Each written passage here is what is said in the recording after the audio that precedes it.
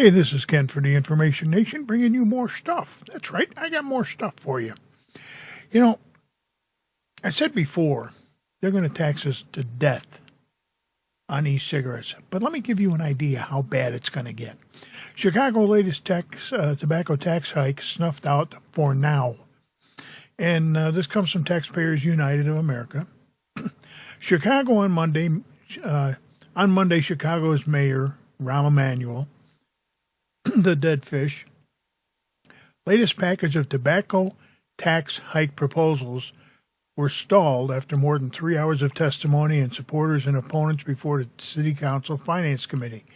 Challenges to the tax increases were heard from small business owners, tobacco and cigar associations, and Taxpayer United. Now here's where it comes. Taxpayers United of America opposed any and all new taxes on cigarettes, cigars, e-vapors, and other tobacco-related products.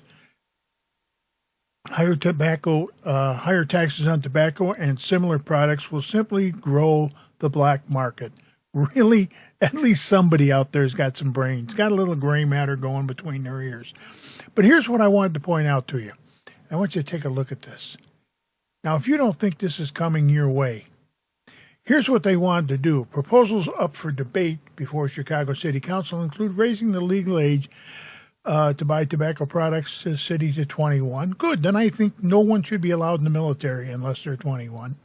A 15-cent per tax unit on small cigar packs, increasing the cost of a 20-pack of little cigars of various brands by $3, and a 90-cent tax on larger individual cigars. He also wanted an additional $1.80 tax per ounce of smokeless tobacco, and $6.60 per ounce tax on roll your own tobacco. I used to roll my own, and I used to buy it by the pound. Do you realize what that's going to put over $60 worth of taxes on tobacco? But here's the thing. Come down here a little bit farther. Chicago's combined federal, state, and local per tax on cigarettes is currently $7.17, the highest in the United States. Those are taxes. That's not the cost. That's just taxes. $7.17. Proponents of the higher tobacco tax claim this is a health issue. Well, there they go again, blowing smoke up our ass, arguing that raising taxes will reduce consumption. These people, I got a bit, I'm going to play something for you after this. You're going to love it. And let's see what it says here. Arguing raising taxes will reduce consumption, yet these same advocates make the case that higher taxes on tobacco and related products are necessary to generate revenue from taxpayers to fund programs, which is logic that only can come from the minds of government officials. Now, in the first place, who in the hell said you've got the right to steal money from me to fund projects that you want but I don't? You know, this is what politicians do, except for a guy called Duncan Hunter. Now, I don't know if you've seen Duncan Hunter. Let me find it right here. You're going to get such a kick out of this. There it is, local congressman. This comes from ABC 10 News, so I don't want anybody saying, oh, well, you know, this is not real news. Yeah, it is. And here's what it is. Local Congressman Duncan Hunter vapes during Transportation Committee hearing. So let's see what Mr. Duncan Hunter has to say. I think you'll find this very interesting once this thing decides to play, if it decides to play. Come on. Okay, we're going to have to get back to this. But anyhow, let's refresh the page and see what happens. Okay. Here we go. First, I'd like to say this. Listen to the amazement. So, this is called a vaporizer.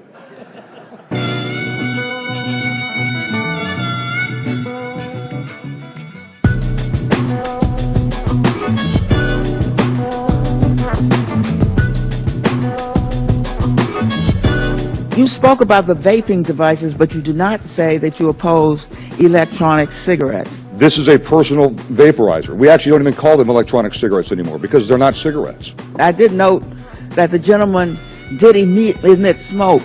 There's no smoke in this. There's no carcinogens. It's vapor. Vaping is it's moist air. Is that correct? The other substances, by the way, could refer to what's legal in Oregon and Washington State. That's correct. Yes. That's why maybe we'll just vote on it as is then. We don't want to get into that discussion. The next thing we're going to do is we're going to ban hot air. We're going to ban bad breath and body odor. I've been on the floor before talking to some of you, and I've had to take a step back.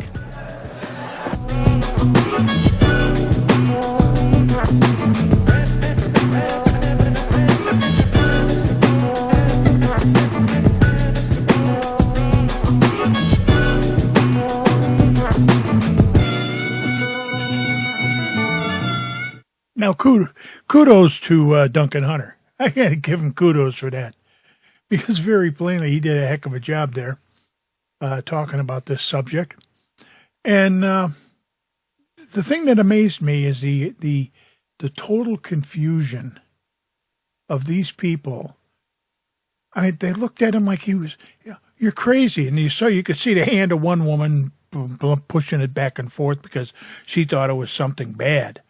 See, they don't even know what the hell they're voting on. Now, I don't believe we should use vaporizers on airplanes. It's a very enclosed space, and let's face it, it would look like it would look like a cloud blowing contest if 2 or 3 people got on there with vaporizers, but that's besides the point. The main point is, the politicians don't even know what the hell they're looking at.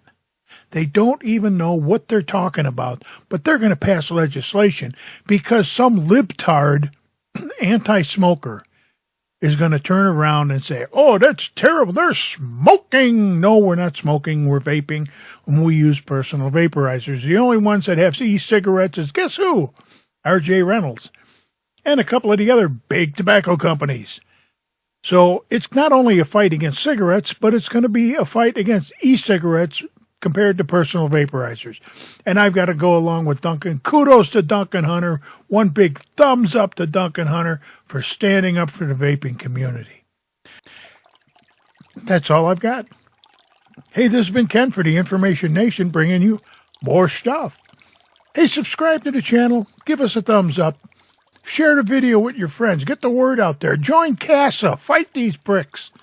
And remember, in the meantime, in between time, ain't we got fun? Have a great day.